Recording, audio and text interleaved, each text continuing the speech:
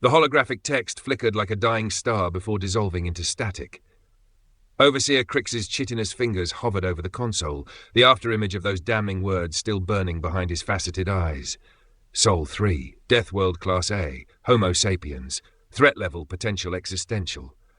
The air recyclers hummed too loudly in the sudden silence. 300 years of careful quarantine. 3 centuries of redirected probes and sanitized records, all crumbling because one backwater death world had somehow impossibly clawed its way to FTL. A chime sounded. The human would be arriving now. Elias Vance came awake with a jerk, his skull cracking against cold metal. The stench of antiseptic and something faintly sulphurous filled his nostrils. "Rise and shine, mammal." The voice grated like rocks in a tumbler.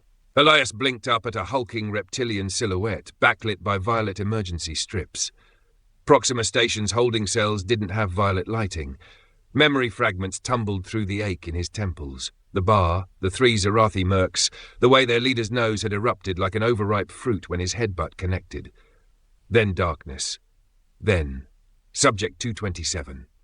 A new figure emerged from the gloom, its segmented carapace catching the light in oily reflections. 6 multi-jointed limbs moved with unsettling precision, the foremost pair clasped behind its back in perfect mimicry of a human admiral at parade rest. Elias spat blood onto the deck. "Let me guess. I get to be the bug in your maze." The creature's mandibles flexed. "You get to prove your species deserves a place in civilized space." A hollow panel materialized between them, displaying a rotating DNA helix.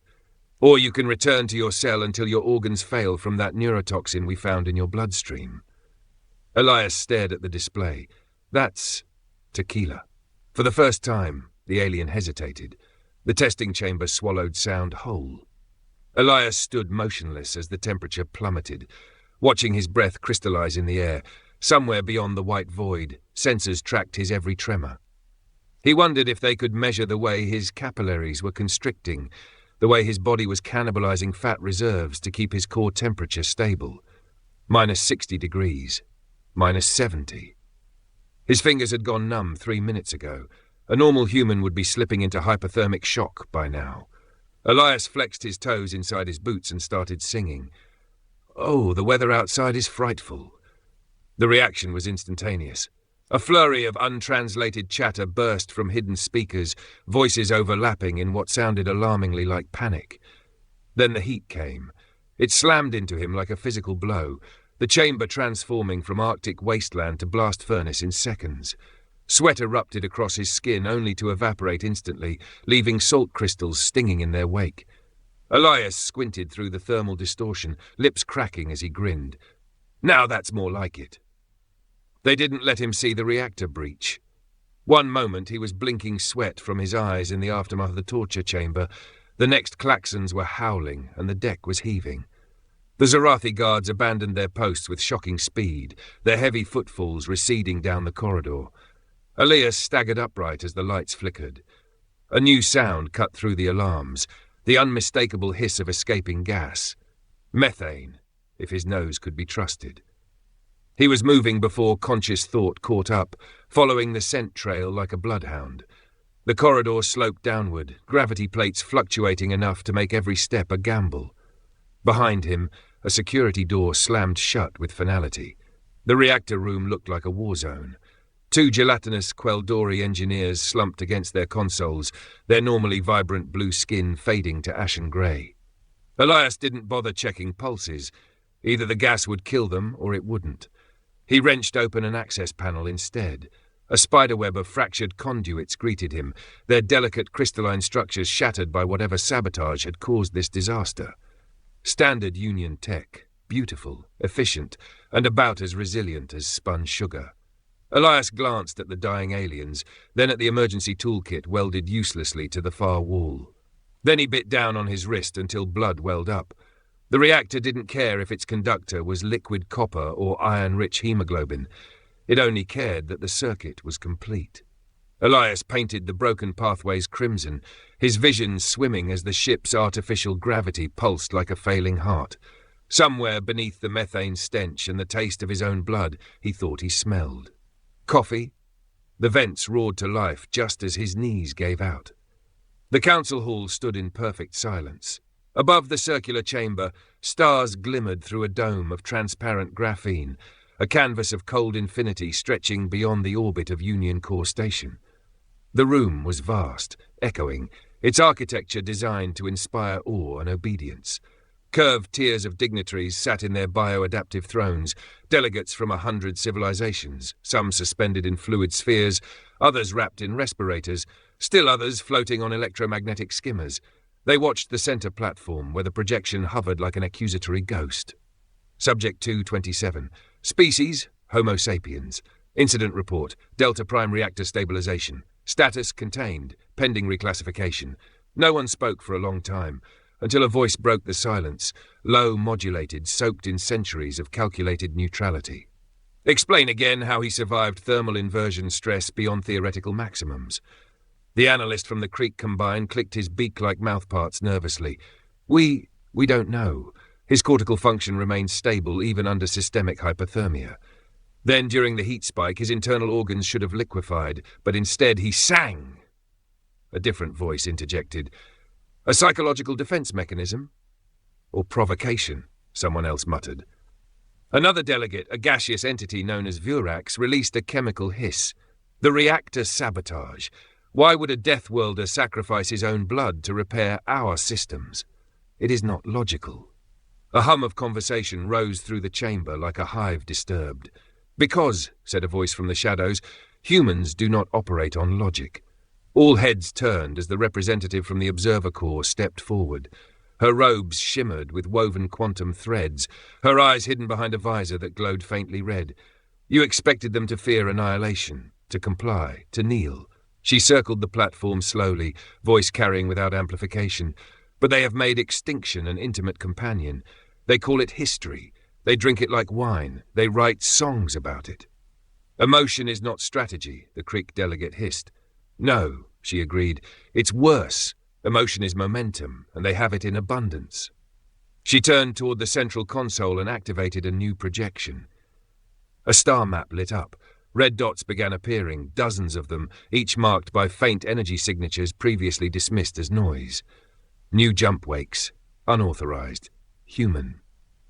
Sol 3 has launched 12 long-range vessels since the incident, the observer said, each heading for different sectors, each cloaked in unpredictable emissions. We believe they are testing hyperspace corridors, mapping gravitational wells, and seeding automated relay beacons in deep space. Gasps rippled through the hall. Impossible. They lack the manufacturing base. They lack permission, the observer corrected. Not the will, not the nerve. The chamber fell silent again. The star map expanded. More dots appeared. Outposts, supply lines, exploration routes. A web of movement spreading like veins. A whisper drifted from one of the delegates near the upper tiers. They are spreading. Not like colonists. Not like supplicants, but like something far older. A force. An inevitability. On the lower deck, Overseer Crix watched it all unfold. He said nothing. He had already heard enough. In the silence that followed, the observer spoke one final time. You thought they were the test. She turned toward the projection of Elias Vance, frozen mid-stride, arms bloodied, face bruised, but eyes defiant. They were the answer. We were the ones being measured. Somewhere beneath a cloud-streaked sky, on a rocky Pacific island converted into a deep-sea launch platform, a new kind of ship rumbled to life. It wasn't sleek or beautiful by galactic standards. It was jagged, scarred, ugly as sin. But it worked. Inside the command bay, a young woman in a patched flight suit strapped herself into the captain's chair, checked the final burn sequence, and whispered under her breath, "We're not alone anymore." A voice crackled over the comms. "You sure about this, Captain?" She smiled. "Nope, but since when has that ever stopped us?" The launch countdown began, and humanity, uninvited but undeterred, took one more step into the stars. Somewhere beneath a cloud-streaked sky on a rocky Pacific island converted into a deep-sea launch platform, a new kind of ship rumbled to life. It wasn't sleek or beautiful by galactic standards. It was jagged, scarred, ugly as sin, but it worked. It had no name yet, just a designation burned into its hull. ICR, Interstellar Colonial Reconnaissance Vessel, 7th in line and first to make it off the assembly cradle intact. Its siblings lay in various states of disrepair across shipyards from Luna to Mars, victims of unrefined designs, sabotage, or the brutal math of gravity versus ambition. Inside the command bay, cables still hung loose from ceiling conduits. Coolant hissed from overclocked power couplings. Tools littered the floor where final adjustments had been made moments before launch. Nothing about it was ready by standard protocols. But humanity had never been interested in waiting for permission. At the center console, a young woman in a patched flight suit tightened the buckles across her chest and strapped herself into the captain's chair. Her gloved fingers moved quickly over the tactile keys. No sleek holographics here, just reinforced switches and stubborn steel. Her name was Commander Layla Rourke, born in the orbiting slums of Europa Station, raised on recycled water and hope. Her childhood textbooks were decades out of date. Her oxygen rations were always short. But she'd grown up dreaming of distant suns, carving sketches of alien star systems into the frost that built up on the bunkroom walls. She checked the final burn sequence, read through each entry with the calm of someone who had stared death in the face a dozen times before. Then she paused, leaned back into the stiff cushioning, and whispered under her breath, "We're not alone anymore." A static, crackled voice came through the comms line, rough with feedback. "You sure about this, Captain?" Rourke grinned. "Nope. But since when has that ever stopped us?" In the observation dome above, hundreds of technicians, engineers and junior cadets held their breath as the countdown began. Every screen in the control tower displayed vital signs, burn rates, gravity compensation, yet none of it captured the real weight of the moment. They were standing at the edge of history. No treaties, no Galactic Council approvals, no supervision from the Union Corps. Just a girl and a machine, daring the stars to flinch. 10 seconds, the launch AI announced. Ignition sequence locked, escape vector plotted, deep space tether engaged. Across the dark ocean, massive pylons groaned as the launch clamps began to disengage. Beneath the platform, submersible power banks rerouted every joule of energy into the launch rails, archaic tech by Union standards, but brutally effective. 5 seconds. Rourke flexed her fingers. Every scar on her knuckles told a different story, each one earned through war zones, pirate blockades, and orbital construction mishaps. She had been through hell to get here. So had everyone. 3, 2. She looked up through the cracked viewport. The clouds above parted for a moment, revealing a stretch of stars. Somewhere out there, past the relay beacons and the warped jump space lanes, others were watching. Measuring. Waiting. 1. The ocean lit up. Launch rails erupted with blue fire as electromagnetic coils accelerated the ship from 0 to orbital velocity in under 6 seconds. The shockwave kicked up a column of steam 2 kilometers high. The island trembled, sensors shorted, and the control tower's lights flickered as the ICRV-07 screamed into the stratosphere on a trail of plasma. Inside the cockpit, Rourke's vision blurred. G-forces pressed against her chest like a mammoth's foot. Blood struggled to reach her brain. The cabin rattled with the fury of barely restrained chaos. And still, she laughed. Altitude breach confirmed, the AI reported, calm and detached. Primary boosters detached, engaging fusion drive in 3-2. With a sound like thunder cracking through a vacuum, the secondary engines ignited. The stars above tilted slightly as the ship made its first micro-course correction. Rourke adjusted the inertial dampeners, watching the turbulence drop from red to yellow. Still rough, but survivable. She peeled off a glove and let her bare fingers graze the nearest console. The metal was warm, alive. This wasn't just a ship, it was a message, a challenge, a promise. The nav map flickered to life, displaying her destination, a deep space anomaly roughly 17 light-years beyond Union-patrolled territory. No official star charts, no sanctioned trade routes, just whispers on old SETI broadcasts, blips and pings dismissed as cosmic background. But humans had learned to hear meaning in noise. Course confirmed, she said, her voice steady despite the lingering ache in her ribs. Hyperspace window opening in T-minus 60 seconds, the AI responded. On Earth, camera drones circling the platform broadcasted the launch across every network still active in the Sol system. Refugee camps on Titan cheered. Terraformers on Ganymede froze their drills to watch. Even the solar mining crews on Mercury, those grizzled, heat-scarred veterans, paused their work to offer a nod, because they all knew what this meant. Humanity was no longer grounded. In the Union's high sanctums, data analysts scrambled to decode the energy signatures. Admirals issued emergency dispatches. Autonomous defense grids began recalibrating, but they were already behind. Humanity had slipped the leash. Again. Inside the ICRV-07, the hyperspace array hummed to life. Unfiltered light danced across the cockpit surfaces like reflections on oil. Space itself seemed to buckle ahead of them, the stars warping into serpentine trails. Rourke exhaled slowly. Engage. The stars vanished. Not faded, vanished, as the ship tore a gash through reality and leapt into the unknown. Outside the hull, hyperspace surged like a living river, folding and unfolding layers of spacetime with every breath. Navigation lights flickered, sensor readings failed. Gravity twisted sideways, and still the ship held. Inside, Rourke drifted in low gravity, staring at the swirling patterns beyond the viewports. The silence here wasn't empty. It was expectant, like the pause between two verses of an ancient song. She pulled up the mission logs and began recording.